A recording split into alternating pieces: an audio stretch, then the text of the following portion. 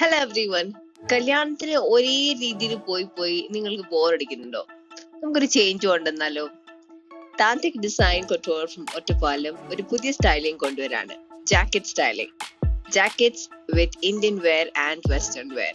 സാരിയുടെ കൂടെ ജാക്കറ്റ് ഇട്ടിട്ട് ഒരു കംപ്ലീറ്റ് ഡിഫറെന്റ് സ്റ്റൈലാണ്.